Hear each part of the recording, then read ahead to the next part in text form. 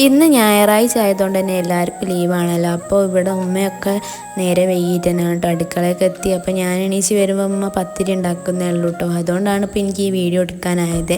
അല്ലെങ്കിൽ ഞാൻ എണീച്ച് വരുമ്പോഴേക്കും ചായയൊക്കെ ആക്കി ഞാൻ ഓല കൂടിയൊക്കെ കഴിഞ്ഞിട്ടുണ്ടാവും കേട്ടോ. എന്നിട്ടാണ് പിന്നെ ഞാൻ ചായ കുടിക്കാൻ എത്തല് കേട്ടോ.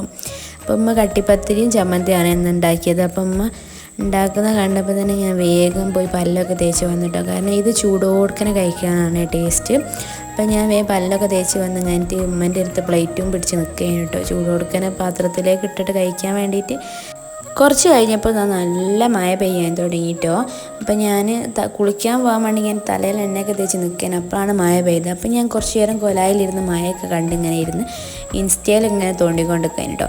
അപ്പോഴാണ് ഞാൻ ഈ ഒരു ഐറ്റം ഉണ്ടാക്കുന്നത് കണ്ടത്. അപ്പം ഞാൻ പോയി കഴിഞ്ഞിട്ട് ചോറിന് കൂട്ടാൻ വേണ്ടി കഴിഞ്ഞിട്ട് ഇത് ഉണ്ടാക്കിയിട്ടോ. ഇതിൻ്റെ വീഡിയോ ഞാൻ ഇതിൻ്റെ മുന്നത്തെ റീലാക്കിയിട്ട് പോസ്റ്റ് ചെയ്ത് കിട്ടും. അപ്പോൾ അതിൻ്റെ റെസിപ്പി വേണ്ടവർ ഇതിൻ്റെ മുന്നത്തെ റീൽ പോയി നോക്കിയാൽ മതി കേട്ടോ. അതിലുണ്ട്. പിന്നെ ഫുഡൊക്കെ കഴിച്ച് കഴിഞ്ഞ് ഒരു ഉറക്കമൊക്കെ ഉറങ്ങി എണീച്ച് വൈകുന്നേരം ആയപ്പം ഞങ്ങൾ പിന്നെ അമ്മേൻ്റെ അടുക്ക് പോയിട്ടോ.